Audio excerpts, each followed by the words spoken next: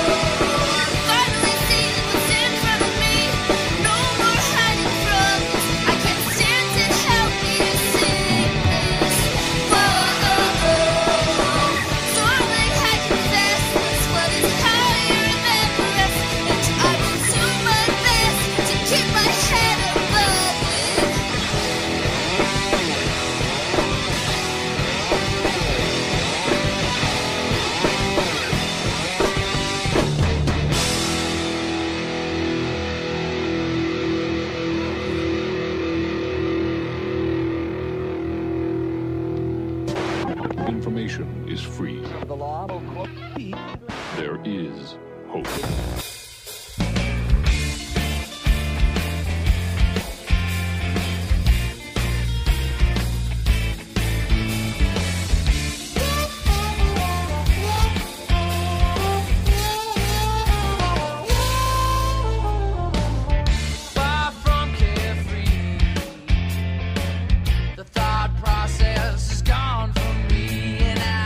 I'm waiting for the day, yeah, when my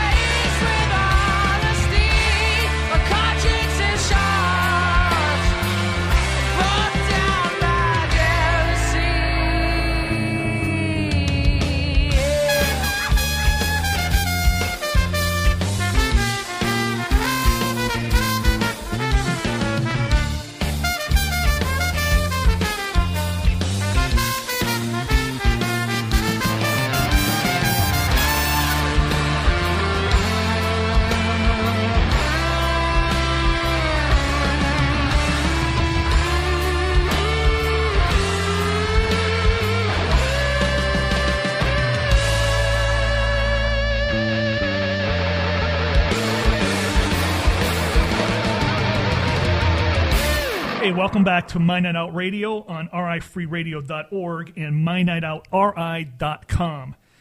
Bringing us back in was the Quins, Mind Congestion, and that comes from the album of A Tale of Love and Evil, which won Limelight's Music Awards for Album of the Year group. Yep. So congratulations, guys. Thank you. And again, we have Quincy and Tyler in the studio. And I got to tell you, we saw that song performed on the stage at the Spot during the Midday Social. Mm-hmm. And first of all, you know, when you see a band doing sound check and you see a strange instrument like a trumpet come on stage, you're like, oh my God, how are they going to work this in there? Mm-hmm. And that was awesome. I mean, my wife and I were both blown away by that performance. Thank you. Yeah. I forced some of the, I'm not going to use that call letter, some other stations to stick around for that set. I'm like, watch these guys. They're going to blow you out of the water. I'm like, even if you can only watch a few songs, because it was getting to the end of the night. Yeah. And they literally thanked me. Not the Quins. The stations were like, I'm so glad I stayed. We thank you too, though. Well, you know I love you. So tell us about this album, and this is your first one, correct? Mm-hmm. Yeah, our first real outing into the world. Yeah. You know. So tell us about the Quins. You guys are from East Bridgewater, Massachusetts. East Bridgewater. Yep. Wow, a lot of great bands out of East Bridgewater. Yeah, we all went to the same high school. Yeah. Is that right? Yep. Yeah. It was a great music program. We were very known for the music and concert band and all the concert choirs and everything. I mean, we had more awards for music than we did football or anything else. So I think something in the education system there, why all these great bands came out. Something in the water under that bridge, for some reason. It's pretty special. So how long have the Quins been together as a band? Is this the original format of the band? So, yeah. It's a really good story, actually. Yeah, it started with me recording him in a different band that was also a great band. They were called Chasing Lepers, and they had some of the members from other bands that have come out this way and played from our side of Massachusetts. And so I was attending Boston University for an audio engineering trade, and we got to do a demo project, and we had to seek out local artists and record 2 of their songs and then mix it, track it ourselves, and everything. And so me and this partner, I found Quincy, found his band, brought them in. They tracked 2 songs, and completely blew me out of the water. I was a fanboy from the start just from hearing them. And a couple months went by, gave them their recordings. They were satisfied with it. They put it up online. And we brought them back again for a 3rd song. That didn't really go over well because it was like me leading the project. I was kind of just like a foot in the door sort of thing to the whole engineering thing. And then after a while, our bassist, he went to the same school a semester after because he saw what I was doing. He was like, yeah, that's what I want to do. So he went there, and then we got Quincy to come back as a solo artist. Some of his songs that he wasn't able to play in the other bands, I'm not really sure. They didn't. Creative differences. Yeah. But, so I had been in a band and played mostly lead guitar, but I had all these songs that I had written, you know what I mean? This kind of backlog of material, and John, who's our bassist now, was at school doing the same thing that Tyler did, the audio engineering, and he asked me to come in, and I said, well, I don't have a band, but I can play all the instruments myself. So what I did was I took my songs and I played all the instruments just to demo them out, and the whole goal was to find a band to play with, and then Tyler guest engineered with John, and they were like, well, we can play. I'm a drummer. And he's a bassist. He's a bassist, and boom. That's how we were born. Wow. Now, when did this band form? Because the first time I saw you, Quincy, was in Fall River. I've Most Dangerous Men Alive show down there, and you performed as a solo. Right. I was about to say that. I've booked the band 3 or 4 times, and Quincy at least 2 or 3. Yeah. We've been a band officially. We started as a trio in September 2012. That's when we first started practicing and first actually got to playing, because before that it was just the recordings that we had done. And we had gone through and did a 3rd recording again, and I got to play drums on the recording, and it's still a demo and still hasn't become a song. So we still have so many songs, just some sort of recording held down, thrown it in the back pocket, save it for later. And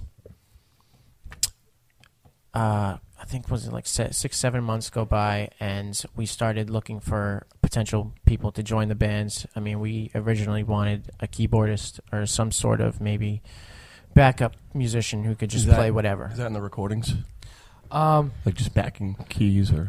Yeah, some of the recordings we use MIDI keyboards, and you can hear in a lot of the stuff on A Tale of Love and Evil. We added a lot of like Hammond.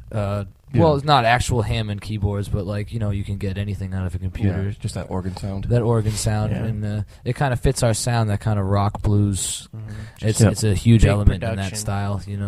We're going for. So a couple months went by. Being a trio, that was going pretty well.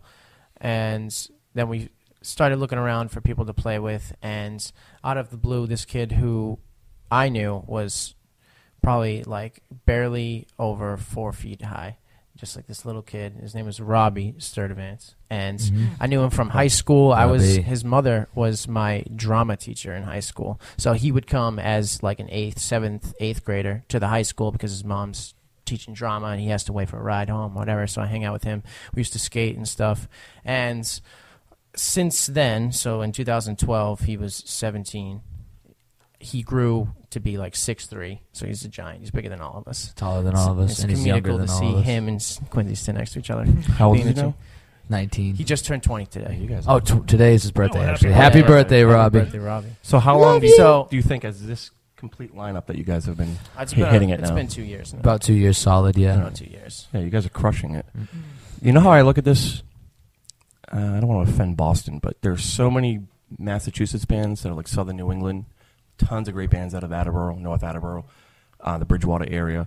I look at it as if Boston's not going to claim them, then Providence can have them. Not can have them. I mean, Providence wants them. It's kind of what it's like. Unless you're already making some sort of momentum, the people out there, they're not going to. It's tough if you're not from the city, from Boston, but Providence isn't like that. Like, you can be an Attleboro band and still be considered a Providence band.